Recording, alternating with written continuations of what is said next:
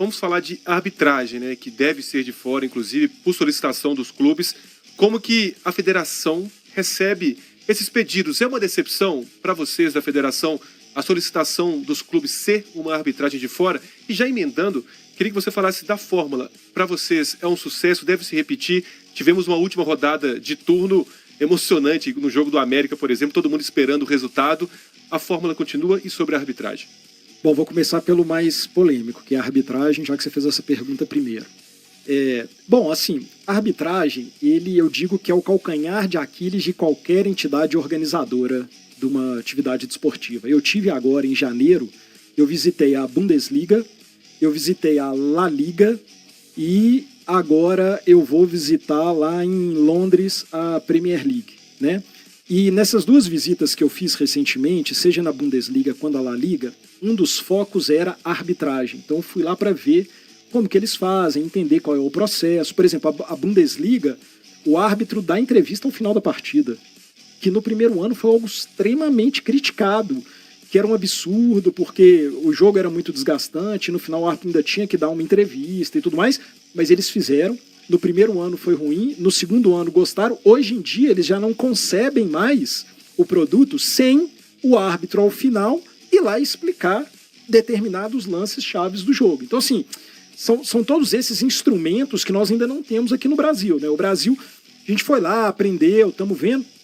A arbitragem é um desafio. Por quê? Por mais que você coloque tecnologia, por mais que você traga ferramentas que ajudem o árbitro na tomada de decisão, existe um ponto que ele é sempre subjetivo, que ele é interpretativo e que ele varia de árbitro para árbitro. Então, assim, a federação faz todo um trabalho de buscar padronizar as decisões, mas existe uma área de liberdade para o árbitro que não tem como você atingir.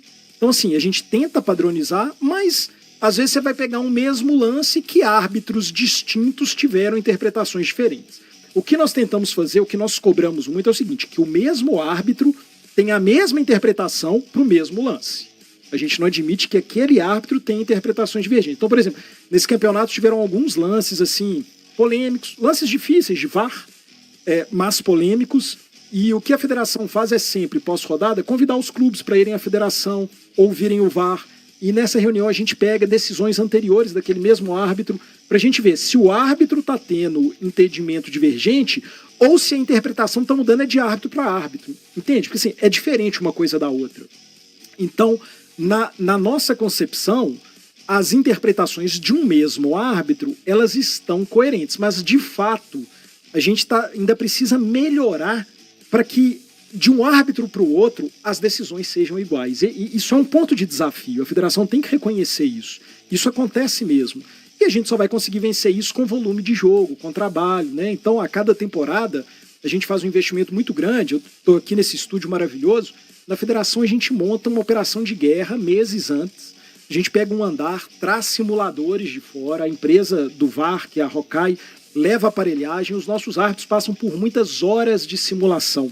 Então lá eles veem diferentes lances, eles são obrigados a simularem, né, a situação de jogo, a dar interpretação.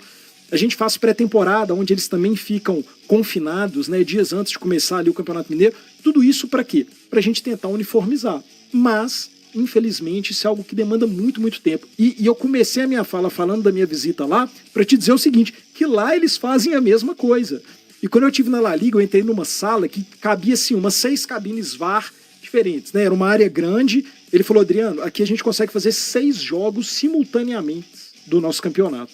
Eu falei, não, fantástico. Ele falou, e acabando, depois que termina tudo, um dia na semana, a gente pega todos os lances mais polêmicos, faz uma análise aqui e depois faz uma conference com os árbitros para mostrar e para delimitar qual deve ser a interpretação naquele lance, com o objetivo de uniformizar. Mas ainda assim, lá eles também têm esse problema. Então, veja, a gente está trabalhando, a gente está tentando, mas é preciso reconhecer que ainda não está da maneira como a gente gostaria. E isso, eu te digo, eu que estou lá dentro, que ainda vai demorar um tempo. Por mais que a gente tenha tecnologia, por mais que a gente treine os árbitros, para a gente ter uma uniformização assim mais objetiva, isso ainda vai requerer aí um certo tempo. E não é um problema só de Minas, não. É do São Paulo, é do Rio Grande do Sul, é um problema nacional. E a CBF também tem tentado trabalhar nessa frente, mas enquanto administradores da entidade, a gente tem que reconhecer que ainda tem muito para melhorar. Mas o trabalho está sendo feito e a gente espera que ao longo do tempo os frutos venham, né? A gente está plantando hoje para tentar colher amanhã, é isso. Tem a outra fórmula. A fórmula. Perdão. Agora fala da que não é Gastou. polêmica, da que deu certo, pô. Gastou tanto tempo, né, na arbitragem. Então, veja, a fórmula do Mineiro, minha opinião é que ela é um sucesso. Eu acho que esse ano, desde que eu estou à frente do futebol, não me lembro de um campeonato tão equilibrado, tão disputado, chegando na reta final, assim, a gente não sabia quem que ia ser rebaixado e quem que ia passar de fase, na última rodada. Então, assim, eu não me lembro de fato. Quem ia pegar quem, né? Os acréscimos do jogo do América. A todo instante podia mudar. Vamos ter clássico na semifinal? Não vamos? Como é que vai ser, né? Enfim. Então eu acho que para o torcedor, né, para quem acompanha futebol, para vocês que cobrem futebol, eu acho que foi uma fórmula vencedora.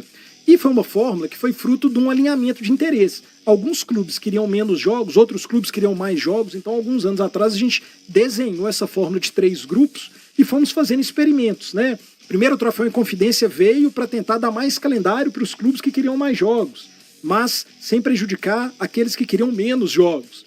Tínhamos o triangular do rebaixamento, que no começo parecia uma boa solução, mas depois os clubes disseram que não foi boa. Então, a gente vai ajustando, né, fazendo pequenos ajustes, mas a fórmula de 3 grupos, com 11 jogos, me parece que é uma fórmula vencedora, imbatível. Acho que pelos próximos anos teremos essa fórmula, até porque as datas, né, estão cada vez mais comprimidas, e essa é uma fórmula que permite um certo volume de jogo numa primeira fase para você conseguir entrar numa fase de mata-matas. Então, me parece que foi vencedor e acho que o torcedor gostou.